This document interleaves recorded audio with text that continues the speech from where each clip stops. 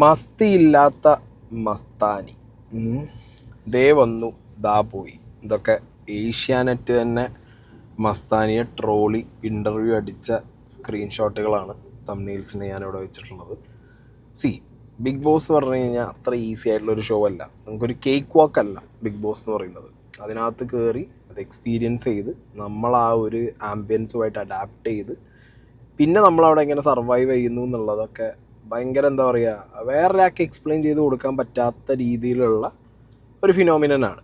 അപ്പോൾ പുറത്തുനിന്ന് കാണുമ്പോൾ ഒരു തേർഡ് ഐ പെർസ്പെക്റ്റീവിൽ എപ്പോഴും ഈ ലൈവ് കാണുന്ന അല്ലെങ്കിൽ കട്ട് റീൽസ് കാണുന്ന അല്ലെങ്കിൽ എപ്പിസോഡ്സ് കാണുന്ന ആളുകൾക്കൊക്കെ ആ ഒരു സിനിമ കാണുന്ന അല്ലെങ്കിൽ ഒരു റിയാലിറ്റി കാണുന്ന പോലെയൊക്കെ എന്ത് ചെയ്യാം, അതിനകത്ത് ഓഡിറ്റ് വയ്ക്കാം, അവരുടെ അഭിപ്രായങ്ങൾ പറയാം, ഇങ്ങനെ ആയിരുന്നെങ്കിൽ ഇങ്ങനെ നന്നായിരുന്നു.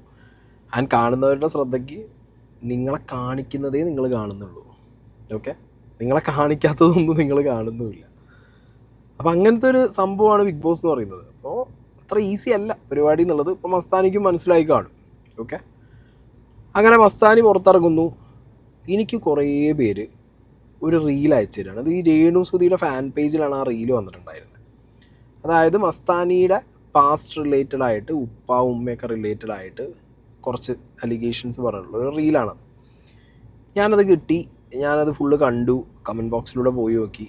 പക്ഷെ അത് എടുത്തിട്ട് എൻടോസ് ചെയ്യാൻ പറ്റില്ല ഒരിക്കലും. അത് എടുത്ത് കൊണ്ടുവന്നിട്ട് ആ ഒരു സ്റ്റേജിൽ അതിലൊന്നും ഒന്നും പറയാൻ പറ്റാത്തൊരു സിറ്റുവേഷൻ. ഓക്കെ, പിന്നെ ലേറ്റർ ഓൺ ഇത് നിൽക്കുന്നില്ല, വന്നുകൊണ്ടേയിരിക്കുന്നു. ഞാൻ ആക്ച്വലി മസ്താനി അവിടെ കയറി ഗെയിം കളിച്ചു, മസ്താനി പുറത്തിറങ്ങി. ആ ഗെയിം സിറ്റുവേഷനിൽ ആ ഒരു ഗെയിമിൻ്റെ അസസ്മെൻറ്റ് വെച്ചിട്ട് നമ്മൾ കാര്യങ്ങൾ പറഞ്ഞു പോയി. ഓക്കെ, എനിക്ക് കുറച്ചും കൂടി ഈസിയാണ് ഇഫ് മസ്താനിയുടെ ഒരു പാസ്റ്റോ അല്ലെങ്കിൽ മസ്താനിയുടെ ബാക്കി കാര്യങ്ങളോ എന്നിലേക്ക് എത്താനും എനിക്കറിയുന്നതും അങ്ങനത്തെ കാര്യങ്ങൾ വെച്ച് മുമ്പ് ഇറ്റ്സ് ലൈക്ക് എന്താ പറയുക, എനിക്ക് കുറച്ച് ഈസി ആയിരുന്നു ആ സമയത്ത് തന്നെ എന്തെങ്കിലും പറയണമെങ്കിലൊക്കെ പറയാം. പക്ഷെ നമ്മളാണെന്നുണ്ടെങ്കിലും ഇങ്ങനെ എന്താ പറയുക, ഒരു അവിടെ മസ്താനി അടിക്കുമ്പോൾ നമ്മൾ ഇവിടെ ഒരു അടി അടിക്കില്ലല്ലോ, അതേപോലെ ആയിരുന്നു. അത് നിങ്ങൾ കണ്ട പ്രേക്ഷകർക്ക് പറയാം. അപ്പോൾ നിങ്ങൾ പറയണോ, നിങ്ങൾ പറയണ്ടേ, ഈ സ്കീമല്ലാതെ നമ്മളൊന്നും എവിടെയൊന്നും പറഞ്ഞിട്ടുമില്ല, അല്ലെങ്കിൽ ചുമ്മാ അതൊരു ഫണ്ട് പോലെ അതങ്ങനെ പോയി. ഓക്കെ, പക്ഷേ ഇത് കുറച്ചധികം സീരിയസ് പരിപാടിയാണ്. ബിഗ് ബോസ് ഷോ കഴിഞ്ഞു, മസ്താനി പുറത്തിറങ്ങി. എല്ലാവർക്കും ഒരു ഫേസ് ഓഫ് ട്രോമ കാണും ബിഗ് ബോസിൽ നിന്ന് ഇറങ്ങുമ്പോൾ.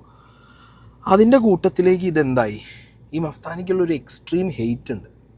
ആ ഹെയ്റ്റ് ഉള്ളത് കൊണ്ട് തന്നെ ആയിരിക്കണം ഇങ്ങനെ ഒരു റീൽ ഇറങ്ങിയതും അതിൽ ഈ ഫാമിലി മൊത്തം ഡ്രാഗ് ചെയ്തവർ വലിച്ചിടുന്നു. അത് മാത്രമല്ല, ഒരാളുടെ ലുക്സ്, അതിനോടൊന്നും എനിക്ക് പേഴ്സണലി യോജിക്കാൻ പറ്റില്ല. മസ്താനിയുടെ ഒരു പഴയ ഫോട്ടോ ഒരു പുതിയ ഫോട്ടോ വയ്ക്കുന്നു, എന്നിട്ട് അതിനിടയിൽ ഫുള്ള് ബോഡി ഷെയ്മിങ്ങും ആ ലുക്സ് പറഞ്ഞുള്ള പരിപാടികളും നടക്കുന്നു. അതൊക്കെ അത് പാടില്ലടി. സംഗതി ഞാൻ പറഞ്ഞില്ല, അവർ കളിച്ച ഗെയിമിനെ വെച്ച് നിങ്ങൾ പറഞ്ഞു, മനസ്സിലായില്ല? അവർ വെച്ച ഗെയിമിനെ കുറിച്ച് നിങ്ങൾ എന്തും പറഞ്ഞു. പിന്നെ പോകുന്ന കണ്ടസ്റ്റൻസും എപ്പോഴും ശ്രദ്ധിക്കേണ്ട ഒരു കാര്യം, നമ്മളുടെ ഒരു പാസ്റ്റ്, നമ്മൾ ചെയ്ത് വെച്ചിട്ടുള്ള എന്തെങ്കിലും ഒരു കാര്യങ്ങൾ, ഇതൊക്കെ നമ്മൾ ചിലപ്പോൾ ബിഗ് ബോസ് പോകുമ്പോൾ എന്താ പറയുക, അവർക്ക് ഫ്രീ സ്പേസാണ്. മനസ്സിലായോ? ഈ ഗോളി ഇല്ലാത്ത പോസ്റ്റ് പോലെ, ഫുട്ബോൾ പോസ്റ്റ് പോലെ ചുമ്മാ പോയിട്ട് ഗോൾ അടിക്കാം. അപ്പം അങ്ങനെ അടിച്ചുകൊണ്ടിരിക്കും. നമ്മളില്ലാത്ത നമ്മളാളുടെ വാക്വം അവിടെ ഉള്ളപ്പോൾ ചുമ്മാ പിടിച്ച് അടിച്ചുകൊണ്ടിരിക്കും. അപ്പം അങ്ങനത്തെ സിറ്റുവേഷൻസ് എങ്ങനെ കൗണ്ടർ ചെയ്യണം, ടാക്കിൾ ചെയ്യണം കൂടി ചിന്തിച്ചുകൂടി വേണം നമ്മൾ ബിഗ് ബോസിൽ പോകാൻ. പക്ഷെ മസ്താനിയുടെ കേസിൽ എന്താ പറയുക, ഉള്ളിലിരിക്കുമ്പോഴല്ല ഇത് വന്നത്. മസ്താനി പുറത്തിറങ്ങുമ്പോഴാണ് ഇങ്ങനത്തെ ഐറ്റങ്ങൾ എന്ത് ചെയ്യുന്നത്, കുത്തിപ്പൊങ്ങി വന്നുകൊണ്ടിരിക്കുന്നത്. ഓക്കെ, ആദ്യം ഈ മസ്താനിയുടെ ആ പുറത്ത് വന്ന റീല് ഞാനൊന്നിവിടെ പ്ലേ ചെയ്യാട്ടാ. എന്റെ അടുത്ത് ഒരു ദിവസം പറഞ്ഞു, ഞാൻ വിചാരിച്ചാലേ ഇന്നൊക്കെ ഇല്ലാണ്ടാക്കും, അത് അവിടെ വിചാരിച്ചാൽ എന്നെ എന്താക്കാനാ അവള് ഉദ്ദേശിക്കുന്നത്. അപ്പൊ അവൾക്ക് അത്രയും ഹോൾഡ് ഉണ്ടെന്നാണ് അവളുടെ വിചാരം. അതെനിക്കൊന്ന് മാറ്റിയെടുക്കണമെന്നുണ്ട്. ഇതിന്റെ ഇടയിൽ ഒരു രസം കൂടി ഉണ്ട്. ഇത് കൊച്ചിക്കാരിയാണല്ലോ. ഇവരുടെ ഉമ്മ അവിടെ നിന്ന് ഏതൊരു സ്ഥാപനത്തിൽ നിന്ന് മുക്കുബണ്ടം പണയം വെച്ചിട്ട് മുങ്ങിക്കളഞ്ഞു. എന്നിട്ട് ഒരു 7 വർഷം മുമ്പേ അങ്ങനെയാണ് ഇവർ കൊടുങ്ങല്ലൂരേക്ക് മാറിയത്. മുക്കുബണ്ടം വെച്ചിട്ട് ഒരു ലിറ്റിൽ ഫ്ലവർ, കൊച്ചിയിലെ പന്ത്രണ്ട് മുക്കില ലിറ്റിൽ ഫ്ലവർ എന്ന് പറഞ്ഞ സ്ഥാപനത്തിൽ നിന്ന് മുക്കുബണ്ടം പണയം വെച്ചിട്ട് ഓടിക്കളഞ്ഞ ആൾക്കാരാണ്. എന്നിട്ട് ആൾക്കാര് അന്വേഷിച്ചപ്പോ ID പ്രൂഫ് മാത്രമേ കൊടുത്തിട്ടുള്ളൂ. എടുക്കാൻ വേണ്ടി ചെന്നപ്പോ ഈ 1 ഗ്രാം തങ്കത്തിപ്പൊതിന ആഭരണം ഉണ്ടല്ലോ, അതായിരുന്നു. ഇവര് എടുക്കുന്നില്ല. 5 പവന്റെ പൈസ അന്നത്തെ വില കൊടുത്തിട്ട് ഈ അപ്രീസിയേഷൻ ചെയ്ത ആൾ ഇല്ലേ, എടുത്ത ആള് ആത്മഹത്യ ചെയ്തു ഈ അടുത്ത്, അയാളുടെ ജോലി പോയിട്ട്. അതുവരെ ഇവര് അങ്ങനെ പിടികിട്ടാണ്ട് ഇരിക്കാൻ വേണ്ടി കൊച്ചിയിൽ നിന്ന് മുങ്ങിയതാണ് കൊടുങ്ങല്ലൂരിലേക്ക്. അങ്ങനെയാണ് ഇവള് മസ്താനി എന്ന് പറഞ്ഞ പേരൊക്കെ മാറ്റിയത്. കൊച്ചിയിലെ വരാൻ പറ്റൂല. അതായത് മസ്താനിയുടെ ഒരു ഉമ്മാടെ പാസ്റ്റൊക്കെയാണ് ഇവിടെ ഈ പറഞ്ഞുകൊണ്ടിരിക്കുന്നത്. ഇതിലൊക്കെ ക്ലാരിറ്റി ഉണ്ടോയെന്ന് വെച്ച് കഴിഞ്ഞാൽ ഇതിലേക്കൊന്നും പോകേണ്ട കാര്യം തന്നെ ഇല്ല എന്നാണ് ഞാൻ പറയുന്നത്. ഓക്കെ, ഫസ്റ്റ് ഓഫ് ഓൾ ഇപ്പോൾ ഇങ്ങനെ ഒരു ഫ്രോഡ് പരിപാടി, സ്കാം പരിപാടി കാണിച്ചു പറഞ്ഞു, 1 ഗ്രാം സ്വർണ്ണ പൊതിഞ്ഞ പരിപാടി, ഈ പരിപാടികൾ കാണിച്ചു എന്നൊക്കെ പറയുമ്പോൾ അതിൽ തന്നെ ഭയങ്കര സീരിയസ് ആയിട്ടുള്ളൊരു കാര്യമുണ്ട്. ഇവർ ഏത് സ്ഥാപനത്തിലാണോ ഈ പരിപാടി കാണിച്ചത്, മുക്കുകൊണ്ട പരിപാടി കാണിച്ചത്, ആ വ്യക്തി ഇന്നില്ല, അയാളുടെ ജീവൻ എടുത്തു എന്നൊക്കെ പറയുമ്പോൾ ദിസ് ഈസ് വെരി സീരിയസ്. പിന്നെ ഈ വോയിസ് ഒരിക്കലും എനിക്ക് തോന്നുന്നില്ല ഇതൊരു എന്താ പറയുക ഒരു ചേഞ്ച് ചെയ്ത വോയിസാണെന്നുള്ളത്. മനസ്സിലായി? ഇതൊരു വോയിസ് ചേഞ്ച് പോലും ചെയ്തിട്ടില്ല. മേ ബി മസ്താനിക്കോ അല്ലെങ്കിൽ ബാക്കിയുള്ളവർക്കോ മേ ബി ഈ വോയിസ് ചിലപ്പോൾ റെക്കഗ്നൈസ് ചെയ്യാൻ പറ്റിയെന്ന് വരണം വീട്ടുകാർക്കൊക്കെ. അങ്ങനെയൊക്കെയാണെന്നുണ്ടെങ്കിൽ ഇത് നിങ്ങൾക്കെതിരെ ഇത്രയും സീരിയസ് ആയിട്ടുള്ളൊരു അലിഗേഷൻ ഇതേപോലെ പറയുന്നത് നിങ്ങളെനിക്ക് കേസ് കൊടുക്കുകയാണ് നല്ലത്. മനസ്സിലായോ? കാരണം ഇത് മുഖമില്ല അല്ലെങ്കിൽ ഇത് ആരാന്നറിയില്ല. ഇപ്പോൾ രേണുസുതി വരെ ഇതിൽ പെടേണ്ട ഒരു അവസ്ഥയൊക്കെയാണ് കാര്യങ്ങൾ പോകുന്നത്. നിങ്ങളൊന്ന് ആലോചിച്ച് നോക്കൂ. രേണുസുതിയുടെ ഒരു ഫാൻ പേജ്, രേണുസുതിയുടെ പേരിൽ ഉണ്ടാക്കിയൊരു ഫാൻ പേജ്. ആക്ച്വലി രേണുസുതിക്ക് ഇത് എന്ത് ചെയ്യാം, കേസിന് പോവാം ആ പേജിനെതിരെ. കാരണം പലരും തെറ്റിദ്ധരിച്ചിട്ടുള്ളത് ഇത് രേണുസുതിയാണ് ഇത് പുറത്ത് വിട്ടേന്നാണ്. പല സ്ഥലങ്ങളിലായിട്ട് ഞാൻ കോമൻറ്റും കാര്യങ്ങളൊക്കെ അങ്ങനെയാണ് കണ്ടത്. നമ്മുടെ ഫ്രണ്ട് സർക്കിളിലും പലരും വന്ന് എന്നോട് ചോദിച്ചു, ഈ രേണുസുതി മസ്താനിക്ക് ഇട്ട് കൊടുത്തതുണ്ടോ? ഇത് രേണുസുതി എന്ത് കൊടുക്കാൻ? രേണുസുതി ഒന്നും പറഞ്ഞിട്ടില്ലല്ലോ. രേണുസുതി അവിടെ ഗെയിം കഴിഞ്ഞു, അവരിപ്പോൾ ഒന്ന് സ്റ്റേജിലെ ഡാൻസും കളിച്ച് പാട്ടും പാടി അവരുടെ ജീവിതമായിട്ട് അവർ മുന്നോട്ട് വന്നു. അവരെന്നെ ഇപ്പോൾ പ്രശ്നമാണ്. കാരണം അവരുടെ എന്തോ ഗർഭക്കേസും അതും ഇതൊക്കെ ആയിട്ട് കുത്തിപ്പൊങ്ങി വന്ന ഐറ്റങ്ങൾ അതൊന്നും ഞാനിവിടെ അടുത്ത് നിങ്ങളെ മുന്നിൽ വെച്ചിട്ടില്ല. ആ സാധനങ്ങളൊക്കെ അവിടെ നടക്കുന്നുണ്ടായിരുന്നു ഒരു സൈഡിലൂടെ. ഓക്കെ, അപ്പം അതിൽ പോലും അവർ തിരിഞ്ഞു നോക്കുന്നില്ല, അവർ മൈൻഡ് ചെയ്യാതെ അവർ പോയിക്കൊണ്ടിരിക്കുകയാണ്. അപ്പോൾ ആ സാഹചര്യത്തിൽ അവരെന്തിനാണ് ഈ മസ്താനിയുടെ ഒരു ഐറ്റം എടുത്ത് കൊടുന്ന് വെച്ചിട്ട് അവരൊരു റീലാക്കേണ്ട കാര്യം അവർക്കില്ലല്ലോ. അപ്പോൾ അവരങ്ങനെ ചെയ്യാൻ വഴിയില്ലല്ലോ എന്ന് പറഞ്ഞിട്ട് ഞാൻ രേണുസുതിയുടെ അക്കൗണ്ട് കയറി നോക്കുമ്പോൾ അതിനൊരു ഐറ്റമേ ഇല്ല. പിന്നെയാണത് ഫാൻ പേജിലാന്നുള്ളൊരു സംഗതി. മനസ്സിലായ? അപ്പം അങ്ങനത്തെ ഒരു സമയത്ത് രേണുസുതി ആക്ച്വലി ഇതിലൊരു കേസ് കൊടുക്കുന്നത് നല്ലതായിരിക്കും. പിന്നെ ഇതിലൊരു ക്ലാരിറ്റി കൊടുക്കണോ വേണ്ടതെന്നുള്ളതൊക്കെ മസ്താനിയുടെ താല്പര്യമാണ്. മസ്താനിക്ക് കൊടുക്കാം, കൊടുക്കാതിരിക്കാം, it's up to her. But still ഞാൻ പറയുന്നത് ചെറിയൊരു അലിഗേഷൻ അല്ല. ആൻഡ് മസ്താനി ഉള്ളിലുള്ളപ്പോൾ വന്നതുമല്ല, മസ്താനി പുറത്തിറങ്ങിയപ്പോഴാണ് ഈ സാധനം വന്നത്. ഓക്കെ, പിന്നെ ഹെയ്റ്റിൻ്റെ അത് എക്സ്ട്രീമിൽ പോയി നിൽക്കുകയാണ്. മസ്താനി എന്ന് പറഞ്ഞൊരു ബിഗ് ബോസ് കണ്ടസ്റ്റൻറ്റ് എന്താ പറയുക, ഇങ്ങനെ ഏതൊരു സീസണും ബിഗ് ബോസിൻ്റെ ഈ ഒരു കഴിഞ്ഞ 6 സീസൺ പ്ലസ് ഈ 7ാമത്തെ സീസൺ നടന്നുകൊണ്ടിരിക്കുന്ന സീസൺ എല്ലാം കൂടി എടുത്ത് നോക്കിയാലും ഇത്രയും ഹെയ്റ്റുള്ളൊരു കണ്ടസ്റ്റൻറ്റ് വേറെ ഇല്ല. ഈവൻ ഞാൻ ചില റീൽസിൻ്റെ അടിയിൽ ഈ Telugu, Tamil Nadu, Karnataka Bigg Boss fans ഇല്ലേ, അവരാരാണ് ഈ മസ്താനി, എന്താണ് ഇത്രത്തോളം ഹെയ്റ്റ് എന്ന് അറിയാൻ വേണ്ടിയിട്ട്. കാരണം അവരൊക്കെ ഈ ലാലേട്ടൻ ഫയർ ആവുന്നതും മസ്താനി നടന്നു പോകുമ്പോൾ മറ്റേ ഇവൻ ആരും ഡാൻസ് കളിക്കുന്നതിൻ്റെയൊക്കെ മാസ് റീൽസൊക്കെ കണ്ടിട്ട് എന്തുകൊണ്ടാണ് ഇവളെ ഇങ്ങനെ എവിക്റ്റ് ചെയ്ത് വിട്ടേന്നുള്ളൊരു വൈ പ്ലീസ് എക്സ്പ്ലെയിൻ എന്നൊക്കെ പറഞ്ഞിട്ട് അവർ കമൻ്റ് ഇട്ട് ഇങ്ങനെ പോകുന്നുണ്ട് റീലിൻ്റെ അടിയിലൊക്കെ. ഒരു പാൻ ഇന്ത്യൻ ബിഗ് ബോസ് ലെവലിൽ വിഷം എന്നൊക്കെ പറഞ്ഞിട്ട് ഇവരെന്ത് ചെയ്തിട്ടുണ്ട്, റീച്ചുമായിട്ടുമുണ്ട്. അങ്ങനെ ഒരു മനുഷ്യന് ആ ഷോ കഴിഞ്ഞ് ഇറങ്ങുമ്പോൾ ഇത്രയും എക്സ്ട്രീം നെഗറ്റിവിറ്റി കിട്ടുമ്പോൾ, ഇത്രയും എക്സ്ട്രീം നെഗറ്റീവ് ഫേസ് പോകുമ്പോൾ, കൂട്ടത്തിൽ ഇത് വീട്ടുകാരെ പറഞ്ഞിട്ടുള്ള അടിയും കൂടി ആകുമ്പോൾ ബെറ്റർ സൈഡ് അവരെന്ത് ചെയ്യാണ്, ഒരു കേസിനോ കൂട്ടത്തിനോ കാര്യങ്ങൾക്ക് പോകുമായിരിക്കും നല്ലത്. ക്ലാരിഫിക്കേഷൻ കൊടുക്കുക വേണ്ടെന്നുള്ളതൊക്കെ വേറെ സീൻ. അവർക്ക് വേണമെന്നുണ്ടെങ്കിൽ ഈസി ആയിട്ട് ഇതിനെന്ത് ചെയ്യാം, കേസിനോ രേണുസുതിനെയും കൂട്ടാ കേസിന്. രേണുസുതി വരുമോ ഇല്ല അറിയില്ല. കാരണം രേണുസുതിക്ക് എന്താണ് ഗെയിമായിട്ട് വിട്ടോ അതോ പുറത്തിറങ്ങിയിട്ട് ഇനി മസ്താനി പറഞ്ഞതിൽ എന്തെങ്കിലും ദേഷ്യം വെച്ചിരിക്കുന്നതൊന്നും അറിയാൻ പാടില്ല.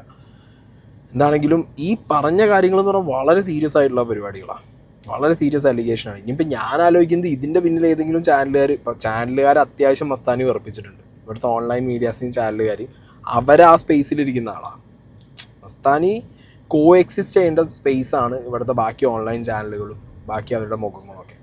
അവരെപ്പോലും വെറുപ്പിച്ചിട്ടാണ് ഈ പറഞ്ഞ ബിഗ് ബോസ് ഷോ എന്ന് പുറത്തായിട്ട് എയർപോർട്ടിൽ വന്നിട്ട് കാണിച്ചിട്ടുണ്ടായിരുന്ന ഷോ. അപ്പോൾ അവരിൽ ആരെങ്കിലും ഒരാൾ കുത്തിപ്പിടിച്ചിട്ട് ഒരു മീഡിയയാണ് പോയി കഴിഞ്ഞ് കഴിഞ്ഞാൽ എന്തിനാ അതൊക്കെ റെസ്ട്രിക്റ്റ് ചെയ്യാൻ ഏറ്റവും നല്ലത് എന്ന് പറഞ്ഞു കഴിഞ്ഞാൽ ഇതൊരു കേസായിട്ട് പോയാൽ അത്രയും നല്ലത്. പിന്നെ എക്സ്പ്ലനേഷൻ കൊടുക്കണോ വേണ്ടേ? മസ്താനിയുടെ ഒരു പോസ്റ്റൊക്കെ ഞാൻ കണ്ടിരുന്നു, അവറ്റകളുടെ കരച്ചിൽ, ഉള്ളിൽ പറഞ്ഞ ഡയലോഗ് തന്നെ ഇവിടെ മാസമായിട്ട് അടിക്കും. അത് വീണ്ടും പണിയാണ്. വീണ്ടും നാട്ടുകാർ എന്ത് ചെയ്യും, പൊങ്കാലിട്ടുകൊണ്ടേയിരിക്കും. എന്തെങ്കിലും പറയാനുണ്ടോ? നിങ്ങൾ തന്നെ വേറൊരാളിപ്പോൾ നിങ്ങളുടെ ക്ലോസ് ഫ്രണ്ട് സർക്കിളിൽ ഇൻ്റർവ്യൂസ് ഉണ്ടാവുമല്ലോ ഒരുപാട് പേര്, അവരാരെങ്കിലും വിളിച്ചിരുന്നിട്ട് നിങ്ങൾക്ക് ഇൻ്റർവ്യൂ എടുത്തോ. നിങ്ങൾക്ക് അവിടെ പറയാൻ പറ്റിയില്ല അല്ലെങ്കിൽ അവിടെ പറഞ്ഞത് പുറത്ത് വരാത്തതുമായിട്ടുള്ള കാര്യങ്ങളിൽ നിങ്ങൾക്ക് ഇവിടെ പറഞ്ഞു തീർക്കാമല്ലോ. ഇത് വെറുതെ ഇനിയിപ്പോൾ എന്താ പറയുക, ഇതാണ് വളരെ സീരിയസ് ആയിട്ടുള്ള ഐറ്റങ്ങളാണ് ഇതൊക്കെ. മനസ്സിലായ? ഭയങ്കര സീരിയസ് എന്ന് പറഞ്ഞാൽ ഭയങ്കര സീരിയസ്. ഇതിൽ ഉപ്പാനെ കുറിച്ച് പറയുന്നുണ്ട്, ഉപ്പാന് ഒരു അസുഖം ഉണ്ടായിരുന്നു എന്ന് പറയുന്നുണ്ട്. അങ്ങനെ പല സാധനങ്ങളാണ് ഇതിനകത്ത് പറഞ്ഞു വെക്കുന്നത്. കാരണം കൊച്ചിയില് ആൾക്കാർക്ക് പൈസ കൊടുക്കാതെ പണയം വെച്ചിട്ട് പൈസ അങ്ങനെയും പറ്റിച്ചിട്ടുണ്ട്. അതുകൊണ്ടാണ് അമ്മേന്നും ഉമ്മേന്നും ഫീസ് എവിടെയും റിവീൽ ചെയ്യാത്തത്. എനിക്ക് ഇവരോടുള്ള ദേഷ്യം എന്ന് പറഞ്ഞത് എന്റെ ഉമ്മ എന്നുള്ളൊരു പാവം സ്ത്രീയാണ്. ഞങ്ങള് വാപ്പയും ഉമ്മയൊക്കെ ആയിട്ട് നല്ല രീതിയിൽ ജീവിച്ചിട്ടുണ്ടായിരുന്നു. ഇവർക്കൊരു അമ്മായിണ്ട്, എല്ലാം കണക്കാണ്. എന്റെ വാപ്പന്റെ ഫാമിലി, ഇവരുടെ മസ്താനി ഭയങ്കര ചെറുപ്പം മുതലേ വായിന്ന് ചെറിയ വരുള്ളൂ. മസ്താനിയുടെ ചെറുപ്പം മുതൽ എന്ന് പറഞ്ഞാൽ വളരെ ചെറുപ്പം മുതൽ തെറി പറയുന്ന ഒരാളും ഞാൻ എന്റെ ജീവിതത്തിൽ കണ്ടിട്ടുണ്ടെങ്കിൽ അവളായിരിക്കും. അൻവറാന്ന പേര്. പിന്നീട് എന്റെ ഉമ്മാനെ കുറിച്ച് അവള് കുറെ അപവാദങ്ങൾ പറഞ്ഞുണ്ടാക്കിയിട്ടുണ്ട്. സഹിക്കാൻ പറ്റുന്ന ആ ഒരു ദേഷ്യം എനിക്കുണ്ട്. ബിഗ് ബോസിലിപ്പോ റെയിനോട് അടുത്ത് ചോദിച്ചപ്പോ എനിക്ക് ഓർമ്മ വന്നത് എന്റെ ഉമ്മാനെ ചെയ്തത്. ഓക്കെ, അപ്പോൾ ഇവര് ഈ പേഴ്സണൽ ലൈഫിൽ ഇവരോട് ഇത്രയും ഗ്രഡ്ജുള്ള ഒരു വ്യക്തിയാണ്. അതുകൊണ്ട് തന്നെയാണ് ഇവർ ഇത്രയും കാര്യങ്ങൾ, അപ്പോൾ അവരെ ഉമ്മാനെ വരെ ഇവർ ഉപദ്രവിച്ചു എന്നുള്ളത് കൊണ്ടാണ് അവരുടെ ലൈഫിൽ നടന്ന അവരുടെ പാസ്റ്റ്, ആരും അറിയാത്ത പാസ്റ്റ് എടുത്തു തുറന്ന് വെച്ചിട്ട്. അപ്പം എനിക്ക് തോന്നുന്നത് ഇവരുടെ പെർമിഷൻ വെച്ചിട്ട് തന്നെ ആയിരിക്കണം ഏത് പേജിലാണോ ഈ റീൽസ് വന്നത് അവർ ആ വോയിസ് ഇത്ര ക്രിസ്റ്റൽ ക്ലിയർ ആയിട്ടിട്ടുള്ളത്. ഇനി ഞാൻ പറയല്ലോ, മസ്താനി അത്യാവശ്യം ആൾക്കാരൊക്കെ വെറുപ്പിച്ചിട്ടുണ്ട്. അത്യാവശ്യമല്ല, അത്യാവശ്യം കൂടുതൽ ആൾക്കാരൊക്കെ മസ്താനി വെറുപ്പിച്ച് വിട്ടിട്ടുണ്ട്. ഓക്കെ, ഇതിപ്പോൾ എന്നെ സംബന്ധിച്ചിടത്തോളം പേഴ്സണലി എന്ന് പറഞ്ഞു കഴിഞ്ഞാൽ ഞാൻ ബിഗ് ബോസിൽ കളിച്ചൊരു ഗെയിം അല്ലെങ്കിൽ അതിൻ്റെ അടിസ്ഥാനത്തിൽ അത് പിന്നെ ആ ഒരു എന്താ പറയുക സ്പോർട്സ്മാൻ സ്പിരിറ്റിൽ ആ സാധനം അങ്ങനെ എടുത്ത്. ഓക്കെ, അവരിനി എങ്ങനെ എടുക്കുമെന്ന് എനിക്കറിയില്ല. ഞാൻ ആ സ്പിരിറ്റിൽ അങ്ങനെ എടുത്ത് കളഞ്ഞ ഒരു സാധനമാണ്, ഐറ്റമാണ്. ഓക്കെ, അവർ കളിക്കുമ്പോൾ ഞാൻ പറയും, ഞാൻ കളിച്ചപ്പോൾ അവർ പറഞ്ഞു ദാറ്റ്സ് ഇറ്റ്, അത്ര ഞാൻ ആ ഒരു വിൻ സാധനത്തിനുള്ളത് തീർന്നു എന്നാണ് എൻ്റെ ഒരു ധാരണ. എൻ്റെ ഒരു സ്പേസിൽ ഞാൻ അങ്ങനെയാണ് പറയുന്നത്. പക്ഷേ ഇതങ്ങനെയല്ല, മനസ്സിലായി? ഇതങ്ങനെയല്ല. പിന്നെ ഇവർ മാത്രമല്ല എന്ന് എനിക്കറിയാം. എനിക്ക് ഇന്ന് രാവിലെ ഒരു കോൾ വന്നിട്ടുണ്ടായിരുന്നു, ഞങ്ങൾ മസ്താനീൻ്റെ കുറച്ച് കാര്യങ്ങൾ പറഞ്ഞു തരട്ടെ. മനസ്സിലായി? ഞങ്ങൾ മസ്താനീൻ്റെ കുറച്ച് കാര്യങ്ങൾ പറഞ്ഞു തരട്ടെ. അപ്പോൾ ഞാൻ ചോദിച്ചാൽ എന്താ ബ്രോ ആ റീല് കണ്ടോ, അപ്പോൾ അതിനകത്ത് പറയുന്ന കാര്യങ്ങൾ എന്ന് പറഞ്ഞിട്ട് അതങ്ങനെ പറഞ്ഞുകൊണ്ടിരിക്കുന്നുണ്ട്. ഈവൻ മസ്താനി അകത്തിരിക്കുമ്പോഴും ഈ പറഞ്ഞ പോലെ മസ്താനിയുടെ കാര്യങ്ങൾ എന്ന് പറഞ്ഞിട്ട് വീണ്ടും വരികയാണ്. സോ ഇത്രയും ഹെയ്റ്റ് ഉണ്ടാക്കി വെച്ചിട്ട് ആക്ച്വലി എന്താണ്, നമ്മളൊരു കാര്യത്തിലേക്ക് പോകുമ്പോൾ നമ്മൾ ശരിക്കും അതൊരു 100 വട്ടം ആലോചിക്കണം എന്ന് പറയുന്നത് വെറുതെ അല്ല. മനസ്സിലായോ? നമ്മളില്ലാത്തപ്പോൾ നമ്മൾ ചെയ്തു വെച്ച നമ്മുടെ കർമ്മ ചിലപ്പോൾ നമ്മളെ പിന്നാലെ കടന്ന് കട്ടിക്കാനും കുത്താനൊക്കെ ഉണ്ടാവും. ചിലപ്പോൾ അത് കർമ്മയായിരിക്കില്ല, നമ്മളെ തകർക്കാൻ വേണ്ടിയിട്ടുള്ള ചിലപ്പോൾ ഒരു കൂട്ടം ആളുകളായിരിക്കും. ഇതാരാന്നൊന്നും നമുക്ക് റിയലൈസ് ചെയ്യാൻ പറ്റാത്തൊരവസ്ഥയാണ് ഇത്. ഇനിയെങ്കിലും ബിഗ് ബോസ് ഷോയിൽ പോകുന്ന, ഇനി അടുത്ത വർഷങ്ങളിലൊക്കെ ബിഗ് ബോസ് ഷോയിൽ പോകാൻ ആഗ്രഹമുള്ള ആരെങ്കിലും ഉണ്ടെന്നുണ്ടെങ്കിൽ നിങ്ങൾ ആദ്യം മനസ്സിലാക്കേണ്ടത് ഇതത്ര ഈസി അല്ല. മനസ്സിലായോ? അല്ലെങ്കിൽ പിന്നെ ഇതൊന്നൊരു വിഷയമല്ല, നാട് മൊത്തം പാട്ടാണ് ഇതിൻ്റെ കാര്യങ്ങൾ, എനിക്കതൊന്നൊരു പുല്ലാണ്, എന്തായാലും വന്നു, ഇനിയിപ്പോൾ എനിക്ക് എന്താവാൻ, അങ്ങനെ മൈൻഡിലൊക്കെ ചിലപ്പോൾ ചിലർ കയറിപ്പോണതാണ്. അതൊക്കെ വളരെ മിനിമം ആളുകളെ ഉണ്ടാവുള്ളൂ അങ്ങനെയൊക്കെ കയറിപ്പോകുന്നവർ. മനസ്സിലായില്ലേ?